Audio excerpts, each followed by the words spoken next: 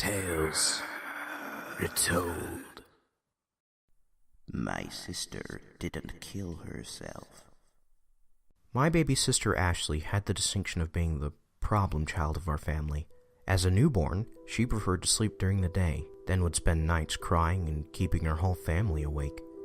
We hoped she would grow out of it, but as she became a toddler, her baby cries became screams about monsters, under the bed, in the closet, in the corner, wherever her active imagination wanted to place them. She'd start wailing and beg Mom to stay in her room. Mom would lay on the floor until Ashley fell asleep, then try to quietly sneak out. She wouldn't be gone from the room 5 minutes before Ashley's screams brought her back in. It got so bad that eventually her parents put her in my room. Having someone constantly with her dramatically improved the situation for everyone, but me. She frequently whimpered while sleeping, which was distracting enough, and multiple times throughout the night started whispering frantically to me, Nicole, are you awake? Nicole, I think there's a monster under my bed." At first, I tried to be the dutiful big sister and would check under the bed or in the closet, but as this became a nightly occurrence, I became more and more annoyed. However, she seemed to be improving with me, and eventually, I had the brilliant idea of giving her a flashlight that she could use to shine the light in our closet or corner to show herself that nothing was there. At the same time, I got myself a nice pair of earplugs, and in between her newfound weapon and my newfound quiet, all was well. Luckily, she did seem to grow out of the monster phase, and began, blessedly, sleeping through the night. We tried to give her a room of her own again, but she begged to stay with me, saying I kept the monsters at bay. Knowing that sharing a room and sleeping was better than having my own, but waking up to screams in the middle of the night, I agreed to the arrangement, and my parents called me their savior. For a while, things were great. Perhaps because we shared a room for so many years, we grew closer than most sisters who were separated by so many years. Our 7-year age difference made it difficult to have an equal relationship. But she looked up to me, and was always loving and respectful of me. For my part, I felt a fierce protectiveness of her, and loved her unconditionally. Things began to change when I moved away for college, and she started junior high. We talked on the phone frequently, and she confided to me that she was having problems sleeping.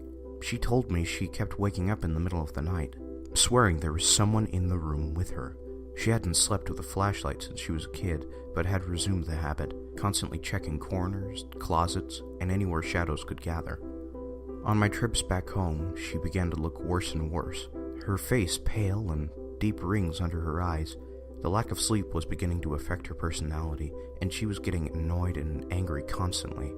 She was incessant that there were figures in her room at night, though none of us ever saw them. Just before I came home for a break, my parents finally became concerned enough to take her to a doctor.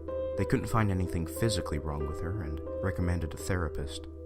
Ashley wasn't bothered going at first, and the therapist told us that when a person is as severely sleep-deprived as my sister, the mind starts behaving in weird ways. She developed the insomnia because she thought she was seeing things, and the mental fatigue just compounded the problem, which fed into the insomnia and made a horrible cycle. He prescribed Ambien and asked her to start weekly sessions to address the root causes of her insomnia. It seemed to help at first. She started sleeping again, which improved her mood considerably. She became a relatively normal junior high girl. Her grades climbed back up to where they had been before I left, and everyone thought that was the end of it. Then, high school started. Freshman year, she began deteriorating again. She had problems sleeping through the night. She stopped taking her Ambien, insisting that when she did, she had horrific dreams. I came home for winter break and stayed in my childhood room with her again. While I stayed there, she seemed to sleep lightly and would jump if I made any noise. But mostly, she seemed okay. The last week of my winter break, I lost a pair of earrings and started digging around the room, trying to figure out where they had gone. In the process, I found multiple books in her room dealing with demons and the occult. When I confronted her about it, she started to cry. "I needed to make it go away before you leave. I can't do this anymore. I need it to stop," she said. This sudden breakdown caught me off guard. "Need what to stop?" I asked. She held herself there, a haunted look in her eyes. It made me think she was a kid again. "There's something that follows me at night, Nicole, I swear. During the day or while you're here, it doesn't come out. But when I'm alone at night, I can hear and see it." "Hear and see what?" "I don't know. I don't see it directly. It's in the shadows on the wall and in my dreams when I sleep. It whispers all these awful things to me. It says it's going to kill me, my family, my friends, anyone close to me. It tells me to give them up. That they don't really love me anyways. I can't. I can't. She started sobbing. I hugged her then, protective big sister trying to make everything better. But I couldn't stay forever. I had to get back to school, start a new semester. Ashley begged me not to go, that she couldn't do this without me. But I had to go. I told Mom and Dad what she had told me, who were obviously concerned with this development, and shared it with her therapist. Her therapist said it was just the stress of starting at a new school, that if she got sleep, she would improve. The shadows were probably just her sleep-deprived brain making images out of nothing, and the whispers only seemed to occur in her dreams. If she started to have visions or auditory hallucinations during the day, then we needed to contact him immediately, but until then it was probably just stress and a lack of sleep. Unfortunately, she didn't improve. After I left, she fell apart rapidly. She started falling asleep in school constantly. She was irritable and angry and started alienating her friends. She was so tired it became almost impossible to drag her out of bed in the morning. Her therapist said it was likely depression brought on from insomnia and prescribed some new medication. It didn't help. By the time I came home for summer, she was withdrawn and cold to everyone.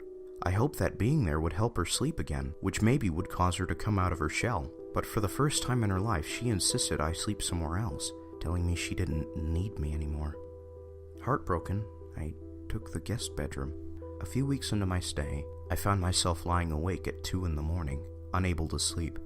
Knowing my sister was likely still awake and desperately wanting to talk to her, I padded down the hallway. The house unnaturally quiet. Her door was open, and as I turned to walk in, I stopped in my tracks.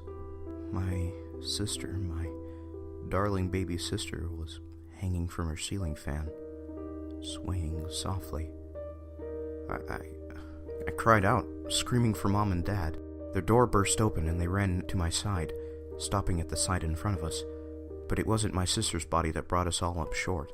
Standing just behind her, barely visible in the moonlight from her windows, was a figure. It was a darkness like flowing water, without form yet clearly there. It turned as though I had no features. I know it saw us. It moved closer to us just slightly, before melting into the floor and was gone. Her death was ruled a suicide. The police didn't believe us. There was no evidence of anyone else in the house, no evidence of a struggle. Talks with her teachers, friends, her therapist, even our own conversations with the therapist before this, all pointed to a troubled young girl who tragically took her own life. The therapist insists it was just our mind's way of coping with the tragedy, our love for Ashley causing us to conjure up an alternate explanation. But we all saw it. We all know it was there. And it's not gone. Weeks later, long after we said our goodbyes and buried Ashley, it came back. I saw it in my room, watching from the corner. That night, the whispers began.